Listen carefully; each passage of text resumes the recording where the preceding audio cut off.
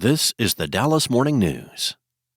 Eat, Drink, DFW from the Dallas Morning News is made possible by Central Market. Hey, and welcome to Eat, Drink, DFW, the podcast from the Dallas Morning News food team.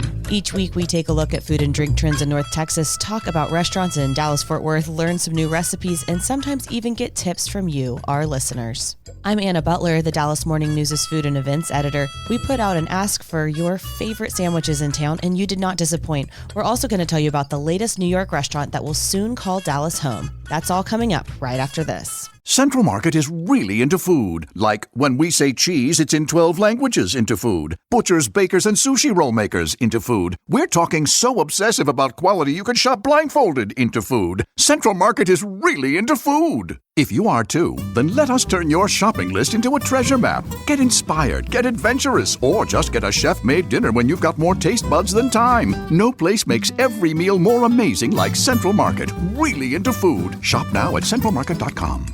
For the latest food and restaurant news in Dallas-Fort Worth, visit dallasnews.com/food. If you're behind on episodes, make sure to follow Eat, Drink, DFW on Apple Podcasts or Spotify or wherever you get your podcasts. We'd love to hear from you too, so email us at eatdrink@dallasnews.com. Today, I am joined by our food writers Sarah Blaskovich and Imelda Garcia. Claire Baller is on parental leave. All right, Sarah, you've got a few things to share. I do, and I would love to start with pizza. One of my favorite topics in life, I think. Prince Street Pizza, which is a pizza joint that originated in New York City, but has expanded to a bunch of cities, is coming to Dallas. Prince Street is also in lots of parts of LA. It's in Vegas, in Miami. You know, Dallas has become one of those cities that joins a list like that. Now, what is Prince Street? It is a slice joint, as the CEO describes it. So you go in, you see 12 pizzas up on the rack, and you kind of point to one and get probably just one slice because they're famous for their Sicilian-style pizzas, which are square and have a thick focaccia-like crust. So really filling. I'm not going to call it drunk pizza, but I'm not going to call it that. I mean, it is on Henderson Avenue, so it might be drunk pizza. It seems perfectly positioned, in my opinion, no matter how much you've had to drink, because this is the site of the former Fireside Pies, the original Fireside Pies in Dallas. As we know, Fireside Pies is a great pizza place that expanded to several parts of North Texas, but it got its start on Henderson Avenue, and it opened right after Henderson kind of became this whole dining destination in Dallas. Since then, in the last 20 years or so, the Knox side of Knox Henderson has really become this hotspot, and it's time for Henderson to shine on the east side. So Prince Street will open in place of Fireside Pies, and I just think, you know, one pizza place to another pizza place, that kind of makes sense to me. And the fact that that old restaurant is so small on the inside with a more generous patio means to me that wherever you are, you're kind of walking around going to the bars on Henderson Avenue. You pop in, you have a slice, you keep going. Let me tell you something that I love about your story, Sarah. Oh. Slices cost about $6.50. It's so affordable. I think that that's the most striking thing about this is that everything on this street is so expensive right now. Yeah. And it's fun, and it's not that it's not good food, but it is one of the cheaper things that you're going to get. I think a lot of Dallasites are going to sit there and say $6.50 for a slice of pizza. They're big old slices for one, but I'm also like, you know, it's cheaper than most places you're going to go, especially now that the Velvet Tacos left that corner slide. I guess you could still go to Dickey's. Yes. Yeah, great point. And the guy who is now the CEO of Prince Street Pizza says he's kind of the king of quote unquote premium fast food. What does that even mean? Great question. I think it's fast food you stand in line for. Okay. And we all know that I am intrigued by things you stand in line for. I think some of you might simply hate things you stand in line for. I'm intrigued. If there's a thing that people are going to like convene for, I will join them in order to try to understand the hype. And I do think Prince Street Pizza, when it opens in fall 2025 on Henderson Avenue, I do think it will carry a lot of that stand in line hype. Prince Street did try out doing business in Dallas in 2021. They had a pop-up for 7 days in Deep Ellum, and it was successful enough, and I think there were long enough lines that the CEO said, okay, we're going to do business in Dallas. And that's how they landed on Henderson. Shifting gears, there was a place last week that didn't have any lines, and that's because there was a bad online rumor that a restaurant that has been open for 30 years had closed. And it was not true. That's right, Anna. Pepe's and Mitos, a Tex-Mex place that many of us have loved in Deep Ellum for nearly 31 years. years. There was a rumor going around that it had closed. And does anybody want to talk about the power of the internet? It is written in pen and not in pencil, as they say in the social network. It affected business immediately. Customers canceled reservations. They didn't come because they thought, well, my favorite family-owned place didn't make it. Like so many other restaurants we've talked about on this podcast in the past 2 months. Here's the deal. It wasn't true. So I called the owners of Pepe's and Mitos, and we believe somebody went to the wrong storefront, saw some sort of lockout notice, and then posted on Facebook to a neighborhood group of 7,000 people that Pepe's and Mitos was gone. Oh, no. I know. And we hopefully were part of the fixing that disinformation problem. And the owners were really grateful. I thought they'd be shy about talking to the Dallas Morning News about this flub. And in fact, they were like, no, we'd love it if you would tell people that we're still here. And we did just that. And a lot of people really seemed to care and then go and patronize this wonderful little taco shop. I feel like we hear a lot about celebrity death hoaxes from time to time. And Yeah. I couldn't imagine how surreal that would be. But doing it with a restaurant, I'm just worried about it business-wise because the margins are already so tight. So when you've just lost a good 48 hours of business that you weren't forecasting for, that's a little nutty. It is. And 48 hours sounds so small to most of us. But if we remember way back to the beginning of the pandemic, I wrote a story about how a Fort Worth restaurateur, Chef Tim Love, said 3 days of expected business that turned into zero business could kill a restaurant, period. 3 days. So this was only 48 hours, another 24 hours. And, I'm not saying Pepe's and Mitos was in risk of closing after 3 days, but that just shows, Anna, exactly to your point, this can be devastating. And this is a good time for a heads up. Next week, we will be talking about COVID. It is the 5-year anniversary of the shutdown across Texas. Governor Abbott put out a state of emergency and things just changed absolutely overnight. And so we're going to talk about the impact that had on local restaurants and local people in the restaurant industry. Imelda, I'd like some good news. Can you tell us about something new? I have good news for people who live in Louisville because they have this new place, RT Bakery and Cafe. This is a place where you can find European and French pastries. So they are full of flavor, but they are not very sweet, and that's the good part. This bakery is owned by Tatiana Romanova. She's from Russia, and she's a self-made baker. She said to me, I love bakery, so I watch a lot of YouTube videos over the years. And then she and a friend put a business in their home, but they closed because they didn't have more space to do more business. So in January, Romanova and her husband opened this business, and let me tell you, they have some amazing croissants. Do you like croissants, Sarah? I do, but I like croissants with stuff in them. Well, you can stuff things on it.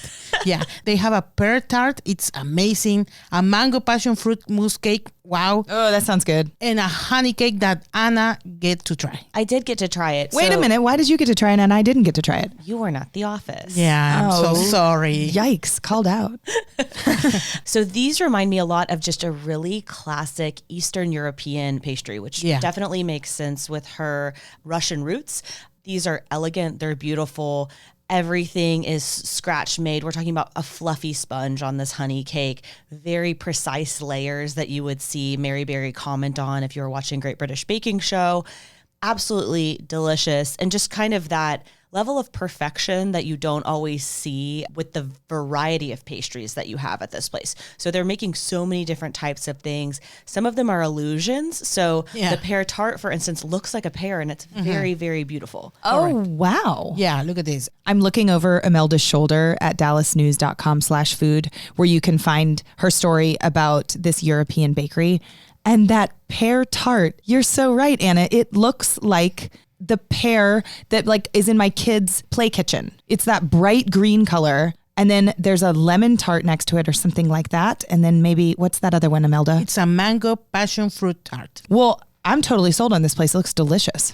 They 100% are using fresh juices and everything like that. They're also only using European butter. It was something that we talked about just really with this story because Imelda had dropped in. It was that they used 82% butter. Yeah, and I was like, why? what is that? And she was like, I feel like maybe baking people would know. And I was like, I think baking people do know, but for our purposes, they have a higher fat content of just butter solids in Europe. And so to have something like this, it means that there's fewer additives, less water and things like that, which means you're really getting that like full fat flavor in it. It sounds gross when you talk about it, but man, it tastes really, really good when you do it that way. This makes me wonder whether she'll make a pumpkin shaped thing, which is really off season, but y'all go with me. My 4-year-old is turning 5 in late March, and she's going to have a Halloween in March birthday party. Okay. What she wanted to actually do was have a costume party and make everyone dress like Elsa from Frozen. And I was like, you can't do that. But you can invite them to dress however they want to, and then we can have a costume party. And she's like, oh, like Halloween. I mean, we are literally like going to have blow up pumpkins in our front yard. We're going to get some sort of dessert that needs to be pumpkin shaped and orange. And we are going trick or treating at 5 of the neighbors' houses. So if anybody out there has pumpkin tips in March, especially dessert related, I'm all ears, because this is a non-traditional 5th birthday party. As someone who celebrates their half birthday, I fully support this and I think it's great. Yes. Lean into eccentricity. The younger you are, the better it is. Oh, do you celebrate like the half birthday? Yeah. When is this? In July, because my birthday's in January. Okay. And it started when I was younger because this is so sad. My dog died on my birthday when I was younger. No. Anna, I'm so sorry. I didn't want to celebrate it. I was like 10. Yeah. So it was like, oh, we'll do a summer party instead. They were like, are you going to be fine in 6 months? Because you should wait. Yeah, so I to this day, I still get people who text me for my half birthday. And now I celebrate both, though, because it's weird to celebrate your half No, birthday. but then you get 2. Like, you're just doing the math better than the rest of us. I want the pear tart. You want that for your Okay, half you birthday? got it. Yeah. Because your real birthday passed, and we don't care about your real birthday, as we've already established. So we're going to do something awesome for you in July. Pears are my favorite fruit. So that one was the most eye-catching from RT Bakery. Yes. By I far. feel like pears are nobody's favorite fruit, so that also makes you unique. I don't like pears either. Why? Because my grandmother had a lot of trees. I mean, we had the floor full of pears. So I ate my quote of pears for life. Yeah, when I was a child. But they were like good pears. Yeah, but there were a lot. Anna is moving into grandma's house. So you can find stories on all of these, except for, the pear tangent, by visiting dallasnews.com/food. We're going to take a short break, and when we come back, we're going to talk about your favorite sandwiches in town. Central Market is really into food, like fish flown in so fresh it still has jet lag into food. Our sourdough starter has been around since grunge was a thing into food. We're talking more prime cuts than a greatest hits album into food. Central Market is really into food. If you are too, then we're the HQ for you. Whether you're a make every recipe in the cookbook foodie or a my favorite recipe is reheat type who just digs the delectable, no place makes every day more delicious like Central Market. Really into food. Shop now at centralmarket.com. Welcome back. In just a minute, we're going to delve into the world of judging food competitions, but also talking about sandwiches. First, a quick reminder that giving our podcast a good review helps other people find it. So if you like it, please say so. And if you don't, you can skip that part. I think we're a 5-star podcast. Thank you. Anyways, sorry. Have you put your 5 stars in our podcast? No, yeah, if you see an anonymous review come up, it might be me. Like lots of compliments to the outfits of the women on the pod. It's called stuffing the ballot. I know. No, I wouldn't do it, y'all. I think this is world-class stuff. Anyways, so the topic of sandwiches comes to us from Claire, our team member who is on parental leave. The Dallas Morning News food team sends a few emails a week, and Claire had a call out in one of her last ones before she took her leave about sandwiches. And that's basically because when you're pregnant, you're not really supposed to be eating deli meat unless it's been like mildly heated up, which sounds gross when you describe it, and it sounds gross when you taste it. Yeah. We picked a couple reader favorites for this because there were actually so many of them. Imelda, can you kick us off? Sure. Michael says to check out La Hechicera Tortas. And he says, the original is in Grand Prairie. There is also one in Arlington and a few others. Perfect rolls and amazing tasty, unique sandwiches with tons of flavor. I don't know any place with this unique of a sandwich menu, and there are endless options. Michael, I agree with you. Tortas are the best. And you know what? We can have them cold or hot with a lot of different ingredients. So tortas was the topic for one of your DFW Sabores stories about Mexico City. And the number one thing that you said about them is that they're versatile. The thing that changes about them is based on the shape of the bread. They have different names, which I love. And we don't really do that kind of intricacy in American sandwiches, but they do it in Europe. They do it in Mexico and other places. And I just like that kind of thing where it's like suddenly the thing with the exact same toppings on it is something else because the bread's in a circle. Yeah, true. So I have some recommendations also. Yeah, La Hechicera is great. And El Rincón del DF is on Walnut Street. And they call themselves La Capital de la Torta. Torta capital. So it's a huge deal. Acá Las Tortas is in Ward Street. And Torteria Insurgentes, they also have great tortas. I recommend you, the most classical one is the Milanesa torta. That is breaded beef with lettuce and tomato. And you can put cheese on it. And it's absolutely great. Okay, so it sounds a little bit like a chicken fried steak. And when I lived in Austria, they have something called the Schnitzel Simmel. And when they have extra Wiener Schnitzel, they put it into bread and do it the exact same way. And I just think it's fascinating that so many cultures are like chicken fried steak sandwiches. We can make a taste of everyone available. I mean, I would like that. Also, we could try the one at Keller's that Anna's boyfriend tried recently, because none of us have ever ordered that. It was really good. I know. That one makes me laugh.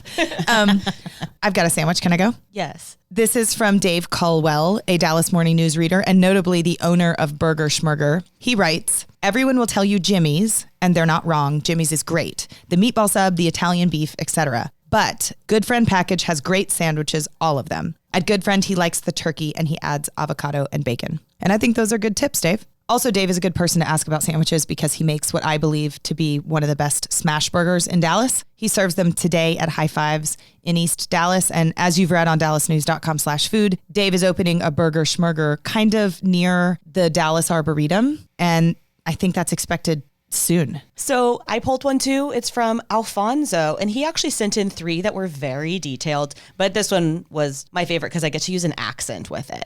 Whoa. And he said, the patty melt at the Beef House in Garland, a 70s trip back in time greasy spoon complete with what'll it be, hun? Waitress. There it is. So I could act. Their patty melt with fresh cut fries with the skins on is about as good as it gets for a patty melt, although Cindy's on Central does a pretty good rendition of the patty melt with fries as well. But the Beef House, you have to see it to believe it. It's a time traveling throwback. You know, I love a patty melt, so this was implicit bias when I chose this one. This was about me. I did try the patty melt at Goodwin's over the weekend on Greenville Avenue. What was unexpected was this. Yes, it was served on bread, not a bun. Sometimes people put them on a bun, and I'm like, that's not a patty melt, that's just a double cheeseburger. This was served in a sauce. It had brown sauce, so it was cut in half diagonally, put face down, so they were both standing up like little triangles, and then it was in a sauce that I would say is akin to the voodoo sauce at Neighborhood Services. Okay. It was very delicious. It was a beautiful warm day, and I felt a little like overheated after eating this because I think I would really like this in the dead of winter, not when it's like pushing 75 on a Saturday morning. no. Now, was it soggy because of the sauce? It surprisingly was not soggy at all. It really was so tasty. And so I was like, I'm not trying to give the sandwich a hard time. I miscalculated how overheated I would get. You know, the meat sweats are real, and we need to talk about them more. I'd love to. I mean, every time I eat barbecue, it's a sweaty situation.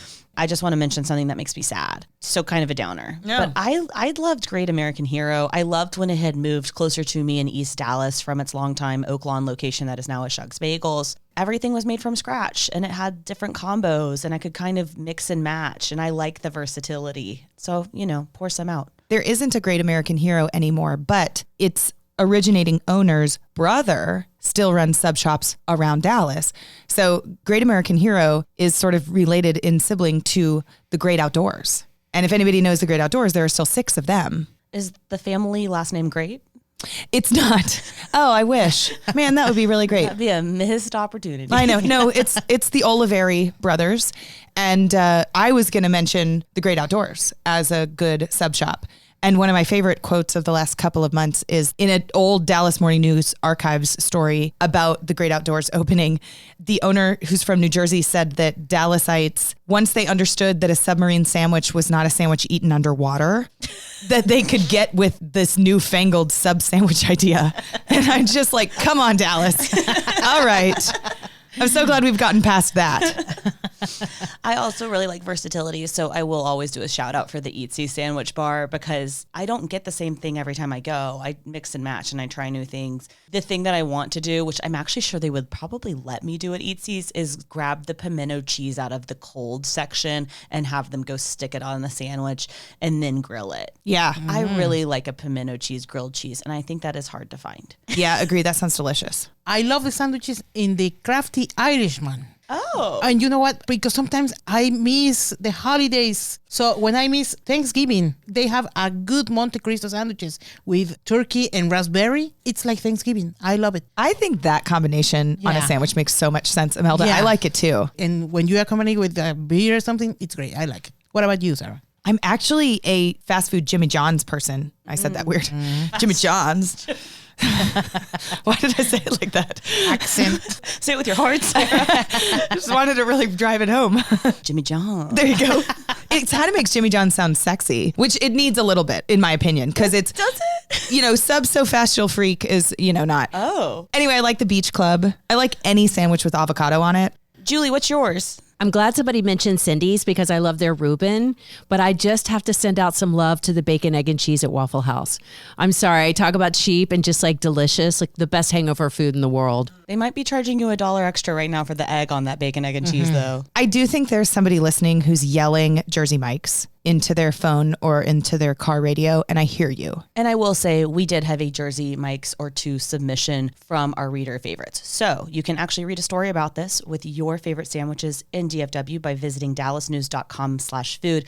We really do love when you send us recommendations, so keep them coming and email us at eatdrink@dallasnews.com if we missed any of your favorite sandwiches.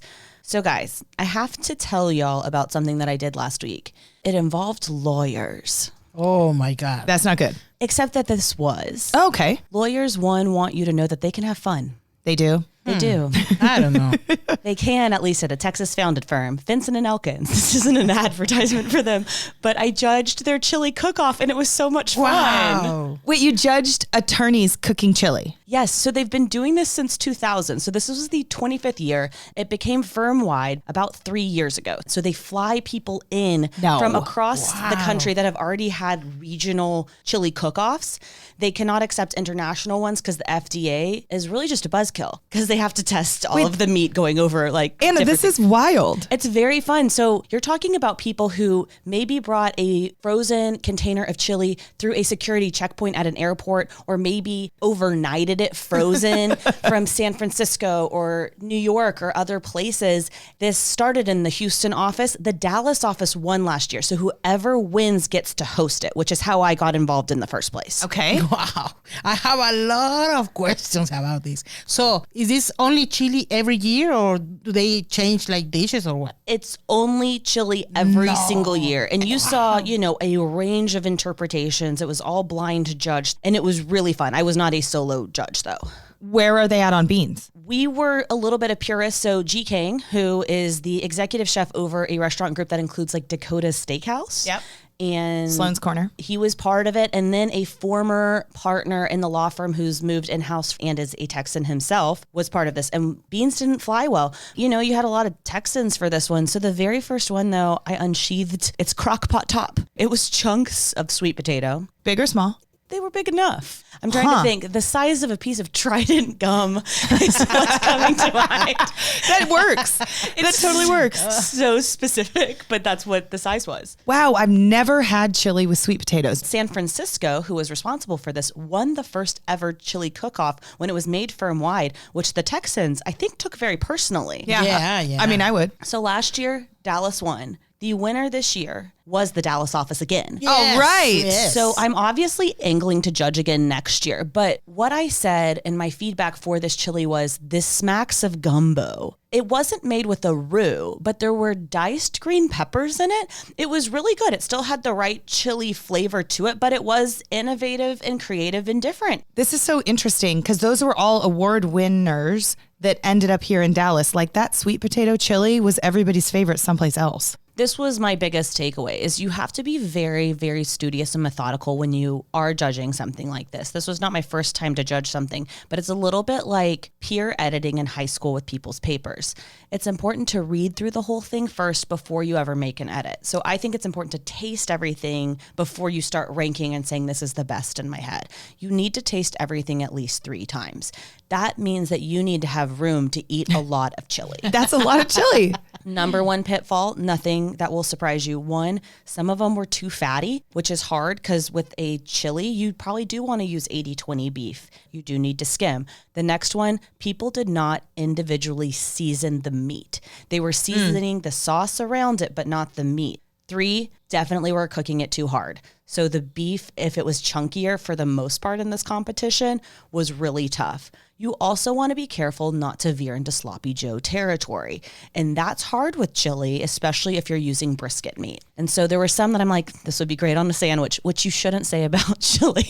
No, and I think one of the pitfalls of a crock pot, if that was the vessel with which to keep it warm, is that the longer you warm it, the less liquid you get. I think there's probably a science element to this. My biggest comment, though, I was like, all of these do taste like chilies, not meat soup, because sometimes you get that. It's a little like the salsas that you're like, that's just marinara, not salsa. Yep. Anna, you sound like an expert. How many competitions have you judged? Officially, this was the only one. I have been a consultant on different ones. I've attended many chili cook-offs. I've judged other types of competition, though. And I just always want it to come across as consistent and fair. Yeah. See, here's what I'm learning is that if you, the listener, are entering a chili cook-off, you should call Anna, and her number is 512.